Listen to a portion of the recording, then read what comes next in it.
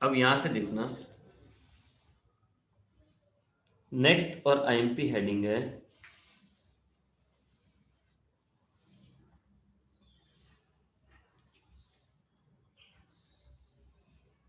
GST council.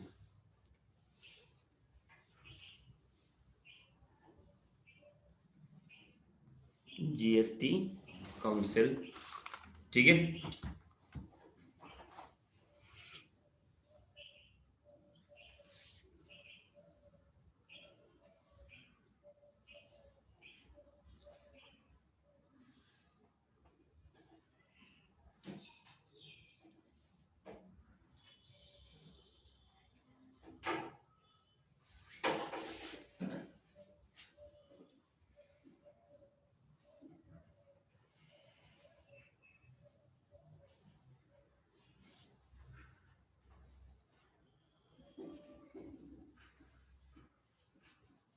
तो देखो, GST council, GST council में, यह सुनिए, सबसे पहले जीएसटी काउंसिल है क्या, सुनना। जीएसटी के जितने भी डिसीजन लिए जाते हैं,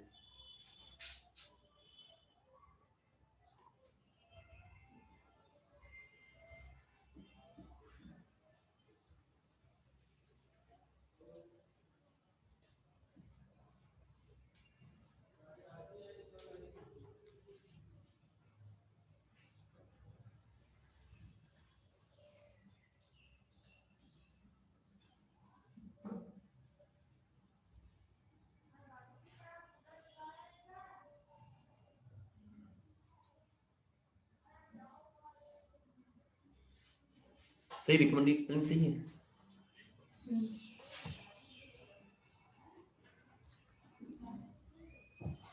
जीएसटी से रिलेटेड जितने भी डिसीजन लिए जाते हैं वो सब जीएसटी काउंसिल ही रिकमेंड करती है, ठीक है।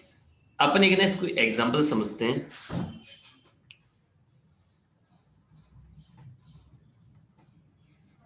एक स्कूल का एग्जांपल लेते हैं, ठीक है।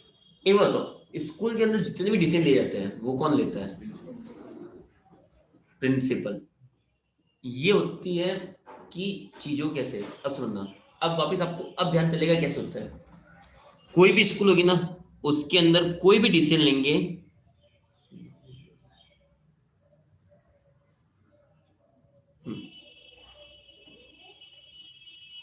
जो ट्रस्टी होते हैं, स्कूल के जितने भी ट्रस्टी होते हैं ना, वो डिसीजन लेते हैं। स्कूल के जितने भी ट्रस्टी वगैरह हैं वो डिसीजन लेते हैं। और जैसे कोई ट्रस्टी है, उसने डिसीजन लिया, वो किसको बोलेगा, ठीक है। तो डिसीजन यहाँ पे किसने लिया, ट्रस्टी ने, ठीक है। सुनना, सॉरी, एक स्कूल का एग्जाम्पल लेते हैं।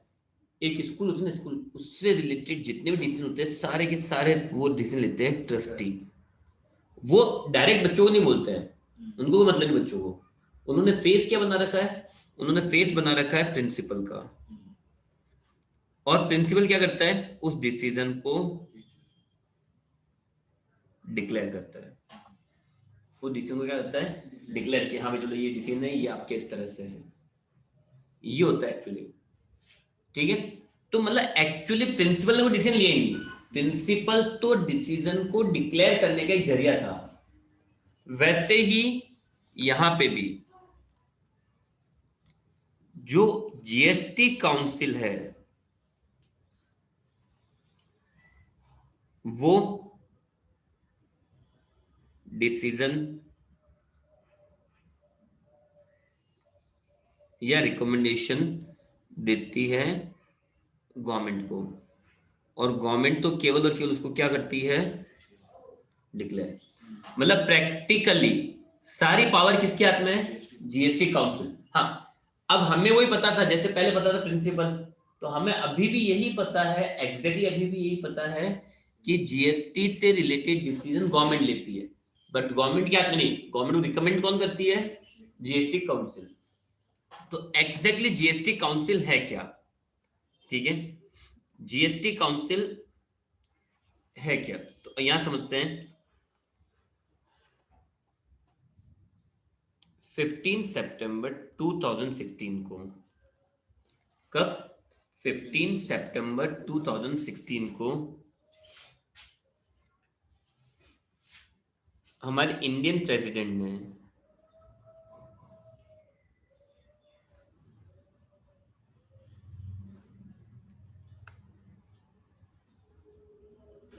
इंडियन प्रेसिडेंट ने आर्टिकल 279A के अंडर जीएसटी,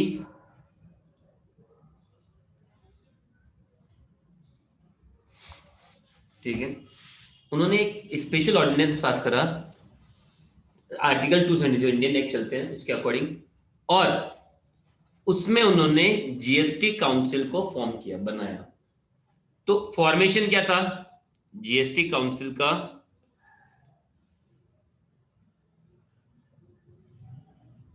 फॉर्मेशन क्या था, तो देखो भाई, सबसे पहले था, सबसे पहला आता, सबसे पहले हेड पोजीशन पर आता है चेयरमैन। सबसे पहले क्या आता है, चेयरमैन। चेयरमैन कौन होगा, सबसे पहले कौन आया, और वो कौन हो सकता है, तो वो हो सकता है यूनियन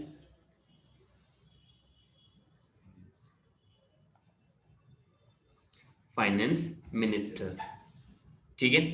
जो यूनियन फाइनेंस मिनिस्टर, मतलब जो इंडिया का फाइनेंस मिनिस्टर अभी कौन है, निर्मला सीतारमन, तो वो इसकी क्या बनेगी, chairperson by default. By default मतलब वहां पे कोई कंफ्यूजन नहीं है, बाय डिफॉल्ट जो चेयरपर्सन वो कौन होगा, union finance minister. Is it okay.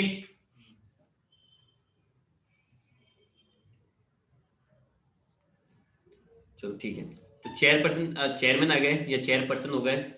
फिर सेकंड आता है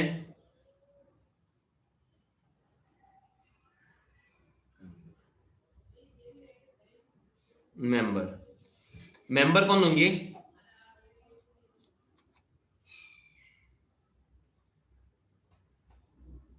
वन फाइनेंस या टैक्स या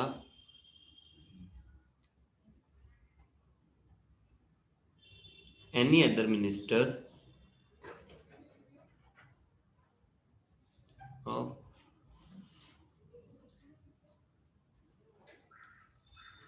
एवरी स्टेट गवर्नमेंट।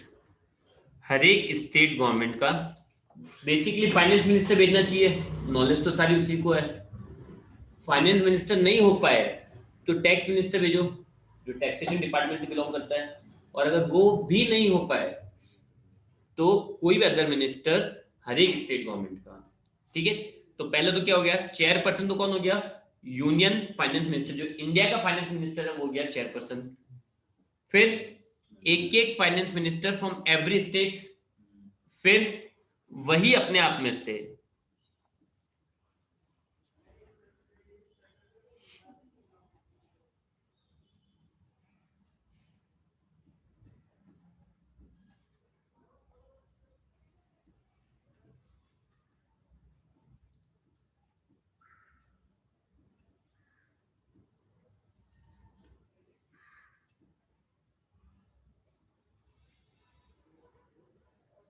और मेंबर्स अपने में से ही किसी एक को क्या सेलेक्ट कर लेंगे, वाइस चेयरमैन।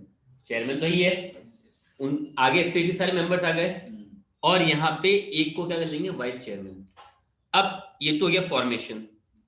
फॉर्मेशन कैसे, स्ट्रक्चर क्या है इसका, तो भाई एक चेयरमैन होगा, मेंबर्स होंगे हर एक स्टेट से, एक एक मिनिस्टर, वो क्या होगा, वो क्या होगा, मेंबर, और वो अपने में से किसी एक को क्या कर लेंगे। फिर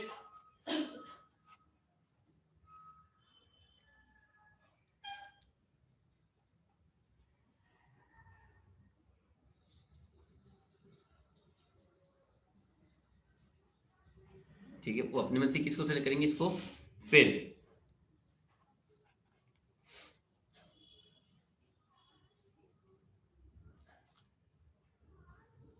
नेक्स्ट, कॉरम क्या होना चाहिए?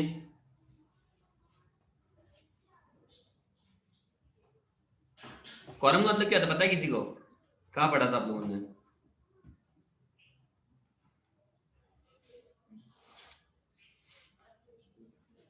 ठीक है, कॉरम का मतलब क्या होता है?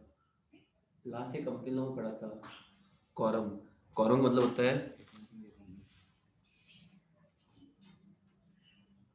Minimum number of members to conduct meeting. Minimum number of members कितने होने चाहिए to conduct meeting is called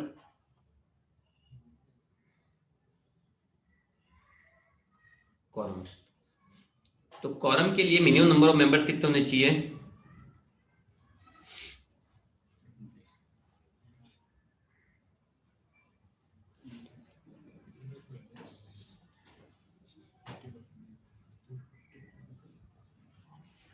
50% members. ठीक है, 50%, 50% मेंबर्स, ये क्या नेसेसरी कॉरम, मतलब 50% मेंबर्स तो प्रेजेंट होने ही चाहिए टू कंडक्ट द मीटिंग। ठीक है, इसके बाद में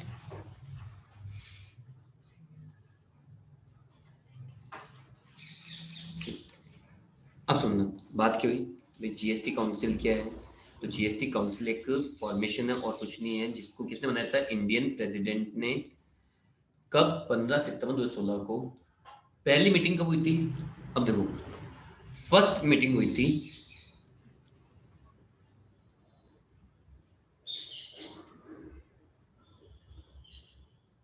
फर्स्ट मीटिंग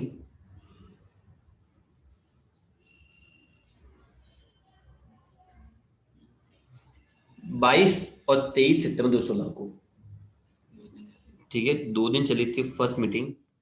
और अब तक टोटल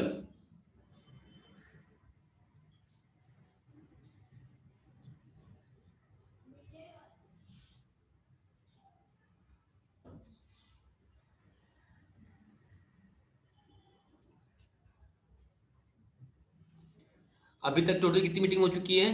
43 मीटिंग हो चुकी है अब तक में टोटल।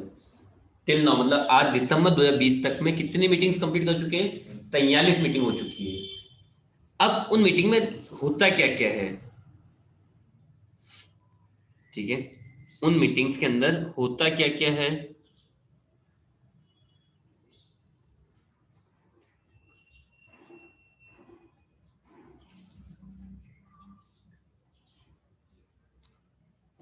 तो देखो, जीएसटी काउंसिल क्या क्या रिकमेंडेशन देगी, अब मीटिंग बोले आज तक 43 मीटिंग हो गई। जीएसटी आयोग कितने साल हुआ है? 3 साल और कुछ महीने।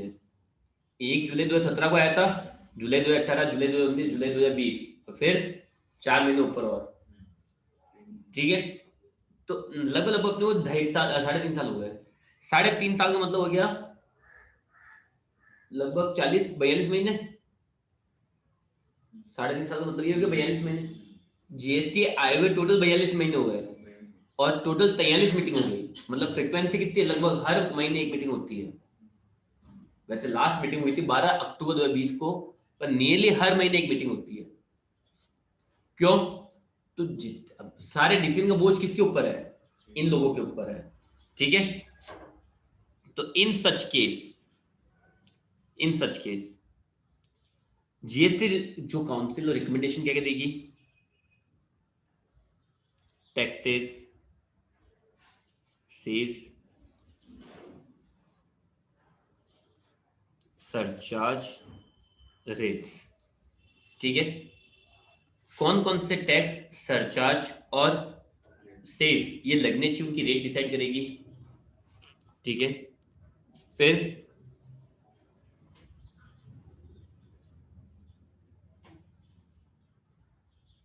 मर्ज का इजी नेम, मतलब जो आपके चलता ना, वो है सबसम्ड। कौन कौन से टैक्सेस को, आज का यूट्यूब कहाँ से आ गया भाई, 40 मीटिंग हो गया। कौन कौन से टैक्सेस जीएसटी में, ये 20 नंबर का क्वेश्चन आ सकता है। मैं तब फोकसली कर रहा हूँ कि 20 नंबर का थ्योरी क्वेश्चन बनेगा इसमें से। यूनिट 1 के अंदर 20 नंबर का जीएसटी काउंसिल क्वेश्चन बन जाता है। तो देखो, सबसे पहले जितनी भी टैक्स सेज या सरचार्ज की रेट्स होती है ओपन डिसाइड करती है जीएसटी काउंसिल। कौन कौन से टैक्सेस को मर्ज करना, मतलब सबसम करना है जीएसटी, वो भी वही डिसाइड करेगी। इसके बाद में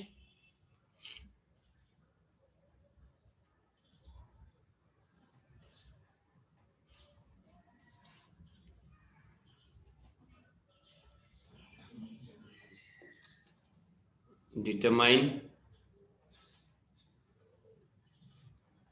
good services on which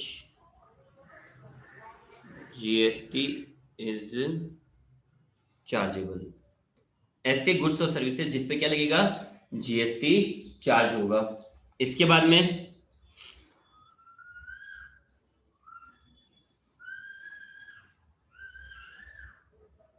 GST का मॉडल क्या रहेगा वो, फिर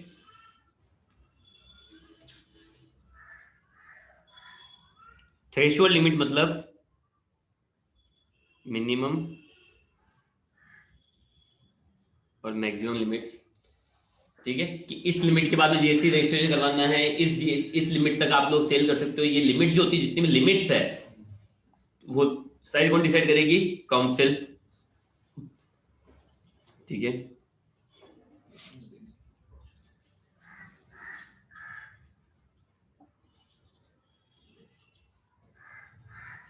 categorised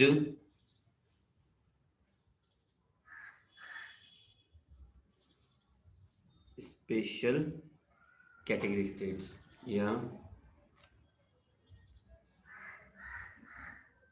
determine special category state, जहां पे लिमिट रेट्स इनका बेनिफिट कुछ मिल जाए, तो वो सारी कौन डिसाइड करेगी, जीएसटी काउंसिल। तो जीएसटी काउंसिल देखो, रेट सारी जीएसटी काउंसिल बताएगी, कौन से टैक्सेस मर्ज करने वो सारी जीएसटी काउंसिल बताएगी, किन किन गुड्स एंड सर्विस पे जीएसटी लगेगा वो भी वही बताएगी, जीएसटी का मॉडल क्या रहेगा वो भी बताएगी, threshold limit, special category state, सब कुछ वही बताएगी।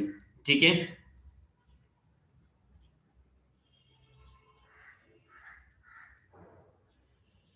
Exempted goods and services. ठीक है, अब ये सब कुछ बताएगी तो सही, पर वो डिसीजन कैसे लिया जाएगा। ठीक है, नेक्स्ट हेडिंग है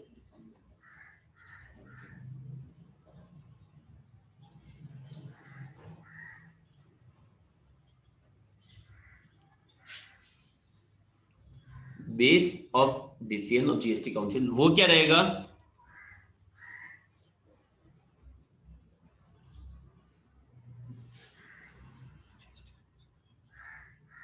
जीएसटी काउंसिल के डिसीजन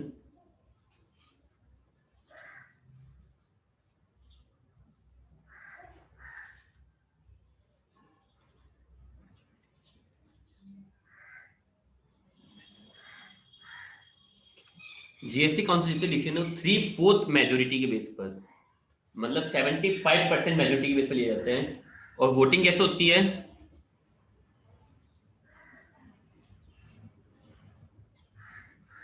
1/3 तो होता है सेंट्रल मतलब चेयरमैन का, और 2/3 होता है मेंबर का। ठीक है, तो आज सॉरी सबको कि आज सही में तो सिरदर्द भी हो रहा था, इसलिए मैं लेट भी हो गया। ठीक है, तो कल से टाइम पे स्टार्ट करेंगे, कल से दोनों क्लास सब। ओके।